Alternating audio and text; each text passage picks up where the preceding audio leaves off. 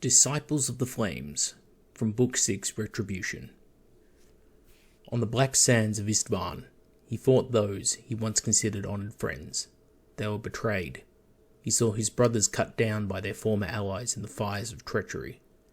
His father drowning in enemies, fighting to save his sons. The giant vanished before his eyes in atomic fire, and he himself was entombed alive inside those black sands. This was the fate of Cassian Dracos, first Legion Master of the Salamanders. Chaplain Lieutenant Xiphus Jur, along with 30 fire drakes, accompanied by a small Salamander's force, was dispatched by Lord Chaplain Nomus Right-Hand to search for their brothers, silent since they reached Istvan. Their vessel on this journey was the cruiser Ebon Drake, a starship of Vulcan's own design and the prototype of what would become the strike cruiser of 40K. During their pilgrimage, the crew of the Ebon Drake stumbled across the wake of the traitor Onslaught. At Sullus, they discovered no new information, only further confirmation that the galaxy was falling into anarchy. Sullus had revolted and was held by secessionists. Jur, being true to the Promethean creed, could not tolerate this, and waged a short campaign that left the planet's rebel government destroyed and its defences shattered for no loss to the Salamanders. After the Salamanders withdrew, thinking the world compliant, they left not knowing that Sullus would subsequently fall under the control of Horus's forces amidst the confusion of the war. The Ebon Drake engaged in sporadic skirmishes during its journey. 3 of its space marines were lost at the Oasis of Nightmares. It was heavily damaged by an unknown Xenos vessel, but in turn won a naval battle with the Iron Warrior's Grand Cruiser Grim Paragon, pummeling the ancient design with the bombardment cannons which would become so common amongst future Astartes vessels. At Anvilus, the Ebon Drake came under fire from tech priests as the planet was mired in civil war, though the exact loyalties of those involved were completely unclear to any outsiders. Seriously damaged, the Ebon Drake ventured to Baal in hopes of news and repairs. There, Jur's forces finally received some news of the developing Horus Heresy. It was able to link up with some other Salamanders, survivors of Istvan 5, only now learning the fate of their Primarch Vulcan, and that it remained unclear. Jur declared that he would search for their missing leader, but his plan drew opposition. The leader of Baal's Salamanders, Kartor, had been Blood Angel's Warden Arkad also declared that the Ebon Drake had to aid the defense of Baal instead of embarking on a suicide venture into traitor-held space. However, Jur could not be deterred. He declared that anyone willing was welcome to join the Ebon Drake and its crew. Indeed, his band found several volunteers. 38 Salamanders who had escaped from Istvan 5 aboard the Thunderhawk Ophidion, 17 Raven Guard members led by Kirhana, and 3 Iron Hands Cataphracti. The latter were motivated by their desire to find their own Primarchs, Corvus Corax and Ferrus Manus respectively. When the Ebon Drake subsequently left Baal, ignoring the orders of the local loyalist leadership, Warden Arkad declared them no less as traitors than those who now march under Horus's banner. Though shaken by this declaration, the warship's crew continued its journey to the Istvan system. Sailing alone into the turbulent void, the Ebon Drake miraculously made its way through traitor-held regions and even the edges of the ruin storm. Finally, the ship emerged at the Istvan system, ready for combat. Instead, Jur's force found only a graveyard of drifting wrecks from past battles. As the vessel silently drifted through the system, hundreds of individual hulls were identified. Raven Guard and Iron Hands, Salamanders, with the occasional hull of another legion, such as the Night Lords and Wordbearers' vessels. One large twisted mass of metal and ceramite stood out on the inbound journey, the remnants so large that they could only have been from the Shadow of the Emperor, flagship of the Raven Guard Legion. From this nightmare graveyard, the crew descended towards the scarred rock of Istvan 5. Here, the Ebon Drake's crew found only usable, somewhat, and destroyed equipment, and in an omen of the events to come, mounds of ritually stacked corpses, stretching for kilometres, piled hundreds of metres into the air. Dark runes and long-spent candles and the unmistakable stains of dried blood covered the plateau. For 3 days, the crew of the Ebon Drake searched for signs of the missing Primarchs, but discovered nothing. Jur was driven nearly into insanity by this development, but then, in a fever-induced dream, the chaplain lieutenant directed his ship's sensors to a specific location. There they picked up a very faint signal, and after digging through rubble discovered the buried hull of a dreadnought. They had found Cassian Drakos, former Lord Commander of the Salamanders, who had lain buried for a year after the drop site massacre. Drakos awoke and informed Jur that Vulcan was no longer on the planet, yet still lived. The dreadnought rekindled hope, not just amongst the Salamanders of the Ebon Drake, as even the Raven Guard and the Iron Hands believed that where one Primarch had survived the massacre, 2 more could have also. The Loyalists quickly brought Drakos onto the Ebon Drake, discovering the dreadnought suit was repairing itself, a miracle which further strengthened the crew's belief in him. In a matter of days, Drakos grew increasingly influential as the ship's space marines and normal humans, regardless of their origin, began to ask him for words of wisdom and prophecy. Even the machinery of the ship seemingly sought his company and revered him. Before long, the Ebon Drake's inhabitants had adopted a new heraldry, and they gradually adopted a name for their diverse band, the Disciples of Flames. They were the first Salamander's Shattered Legion's force. When the Ebon Drake departed Isstvan, Drakos had assumed full control from Jur. He declared that the ship would not return to Nocturne, as Nomus Raitan had initially intended when the mission had started. Instead, the Disciples of the Flames would set a course for the Forge World of Mazoa. Few voiced any objection to the former Legion Master. Upon arriving at Mazoa, they found the world besieged by a mixed trader force consisting of over 9,000 Iron Warriors and Alpha Legion Astartes, supported by thousands more Imperial Army and Dark Mechanicus troops. Under Drakos, the Disciples of the Flames joined the local Loyalist armada and battled the superior traitor fleet for hours, though the Ebon Drake eventually had to retreat. Before it did so, however, the ship sent a large force of Space Marines, including Drakos and Jur, to Mazoa's surface so that they could join the ground war. There, Drakos met the leadership of the Forge World, where zealous priests declared him a living avatar of the Machine God. During the following campaign, the Disciples of the Flames greatly aided the Defenders, but it was clear that the campaign was not developing in favour of the Loyalists. As the campaign ground on, however, the Alpha Legion contingent used its Iron Warriors allies in increasingly more callous ways. Finally, Alpha Legion Commander Ortilion Score used the remaining Iron Warriors belonging to the 114th Grand Battalion of Narek Dragur in a murderous frontal attack on Mazoa's main forge spire. As the Iron Warriors found themselves isolated and bogged down, they called upon Score to send the second wave to reinforce them. However, the Alpha Legion instead launched an operation against the central chambers of the Mazoan Forge Fane, targeting the Forge World's high command and killing one of its great Nom-regents. They had used their allies in a suicidal diversionary attack. The death of one Norn regent threw the Mechanicum Loyalists into disarray, but the Iron Warriors remained close to the destruction at the hands of the Imperial Army Loyalists and the Disciples of Flames. At this point, Drakos re-emerged, leading his followers not against the Alpha Legion, but against the 114th Grand Battalion. Everywhere he passed, battle automata regained their senses and began to join his force. Finally, Drakos arrived at the remaining Iron Warriors' holdouts, but he did not attack. Instead, he called for the Grand Company's commander to show himself. Narek Dragur actually agreed to meet the Dreadnought, and the two exchanged a few private words. What they talked about remains unknown, but afterwards Dragur proceeded to address his surviving troops, declaring that the Alpha Legion, with whom the 114th had been, slighted for quite a long time, they had betrayed them once again. Most of the Iron Warriors then joined the Disciples of the Flames, and the few who remained true to Perturabo, mostly new recruits who had been assigned to the 114th as watchdogs, were probably killed by their own brethren in a brutal yet swift purge. With these reinforcements, and Drakos rallying the other Loyalist defenders, the battle turned. The Alpha Legion ground contingents were soon cut down, isolated, and in space, the Loyalist ships were launching counterattacks. Within hours, the direction of the war was entirely reversed, with the ground invasion defeated and the few remaining traitors forced to flee the planet. The Disciples of the Flames took stock, continuing their operations using Mazoa as a base from which to launch their bloody raids into the surrounding traitor-controlled systems. Drakos' cult of personality spread, though disquiet about his influence and powers also grew in certain sections of the Loyalists, which held much more closely to the Imperial Creed. and Eric Draeger went on to become Drakos' most trusted advisor.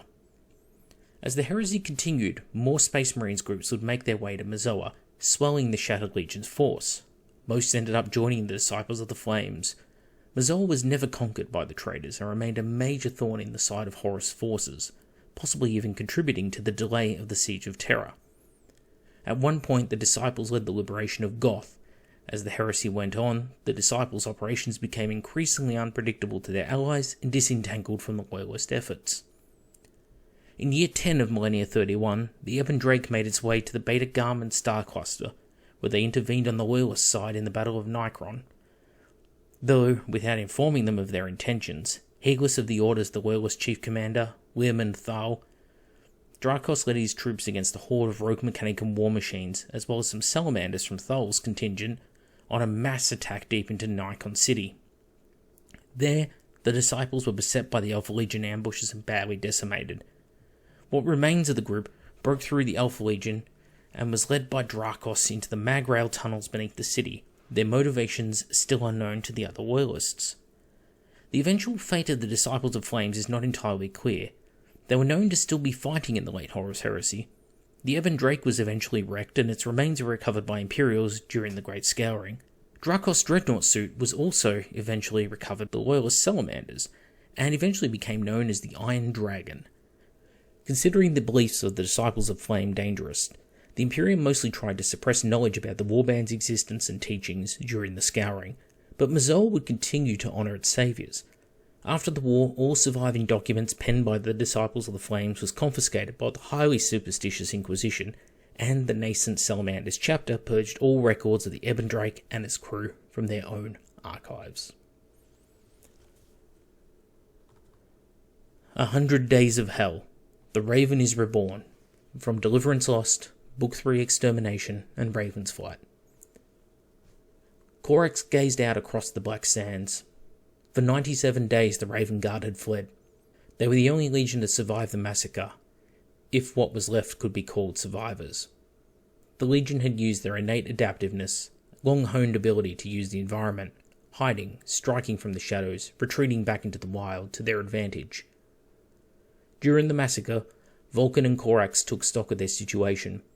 Vulcan swore to fight to the bitter end, but Corax, already broken from his fight with Lorgar and the Night Haunter, was in favour of withdrawal.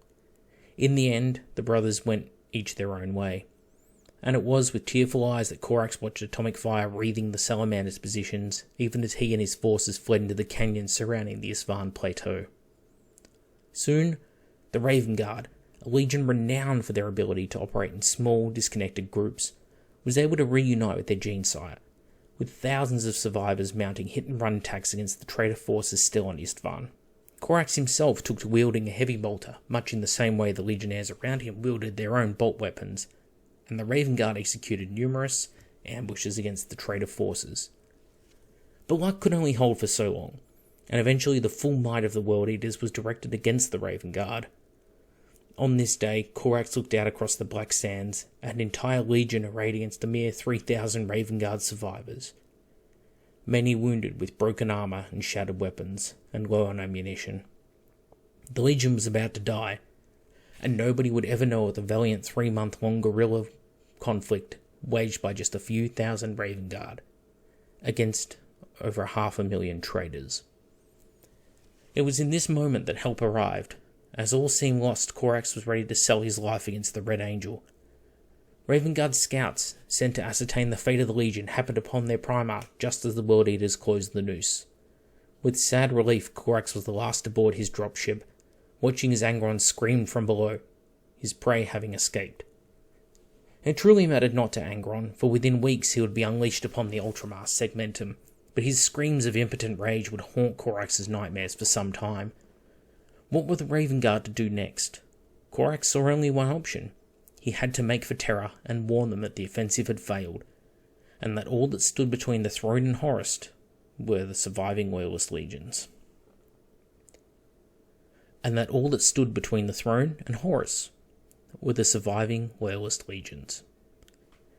At Terra, Dawn tried to force the Raven Lord's hand, to join the defence and to bolster the wall with his own forces. Corax, however, was against this. Whilst a few thousand Marines would be some comfort to Dawn, in the wider scheme of the conflict, the Raven Guard, with their unique style of warfare, were much better suited to conducting war as they always had, with sound strategy and cunning tactics. The Emperor was the one who ultimately decided upon the course of action, and even ensconced upon the Golden Throne, he gave his permission to Corax to rebuild his legion. How Corax achieved this feat and the setbacks endured is a story in and of itself, but by the end of the conflict the Raven Guard would have over doubled in strength. Corax's war was one of hit and run. The Raven Guard forces, using their advanced reconnaissance skills, would select and evaluate traitor planets, feeding the information back to Corax, who would unleash as much force as he could bear in lightning assaults upon these worlds. The traitors soon found dozens of worlds they had conquered in their wake would soon go silent, and upon returning to appraise the situation, they would be ambushed by the combined forces of the Raven Guard and their Imperial Army allies. The Raven Guard even pioneered the technique of lulling traitor generals into a false sense of security by presenting only the Imperial Army forces to them. Traitor generals eager for blood would send in sufficient forces only to deal with the Imperial Army, but would then be ambushed by the Raven Guard, who quickly and efficiently would eliminate the enemy commanders before decimating the now disorganized forces left behind. This technique led to the Raven Guard growing in strength, thanks to the careful selection of their battles, never biting off more than they could deal with, and retreating in the face of superior enemy forces, taking ships, ammunition, and armor with them. The only time they would break this rule was when they flew to the rescue of the Space Wolves and a comatose Leman Russ at Yarrand, narrowly escaping the traitor Astartes. By the end of the Horus Heresy, the Raven Guard had racked up more traitor Astartes kills than the Legion itself had suffered at Istvan, recapturing 97 planets and moons, as well as killing in excess of over 90,000 traitor legionnaires with just 4,000 men. The Orphan Sons, from Vengeful Spirit, Book 2 Massacre, and Book 6. By far the largest contingent to survive the massacre at Istvan was the Iron Hands. This was due only to the fact that about a third of their forces had arrived before the betrayal had taken place, and the Iron Hands were subsequently best positioned of all the loyalists to take on survivors and retreat, as well as sending away their still arriving forces before they were ensnared in the trap. In the wake of Ferrus's death, the Legion was divided upon clan lines. During life, Ferrus sponsored a rivalry between the clans, and this rivalry was designed to egg each clan on to one-up one another. In death, however, there was no clear line of succession, with Clan of Vernai's forces laying dead almost to the man alongside their Primarch on Istvan. Most of the clans chose not to intervene in the wilder war, choosing to sit back and watch the events play out, feeling that they had already suffered enough and that it was the others' turn to be involved. However, two figures thought otherwise. Shadrach Medusan, the head of Clan Morrigal, or Tekmor. Shadrach's forces led the most successful guerrilla campaign of the war, aside from Corax's, almost killing Horus, Fulgrim, and Mortarion during one famous skirmish. His lieutenant, Bion Henrikos, led a savage defense of the planet Dwell, whereas Sons of Horus strike force under Horus Aximand thought the stubborn Iron Hands were easy prey, only for the Sons of Horus to be counter-ambushed by squads of White Scars working for Heinrichos, with Hibal Khan cutting Aximand's face clean from his skull during their duel. Shadrach's forces' true strength was their ability to seamlessly integrate different legions and fighting styles under one command. Sadly, Shadrach was betrayed and left to die by the clan leaders of Medusa, ending his campaign at its peak. The only surviving commander to not take part in this betrayal was Ortek Mor. Ortek Mor was the survivor of Istvan. His flagship, the Grand Cruiser Red Talon, had pushed into the fray, seeking to reach Istvan itself and rescue the Primarch.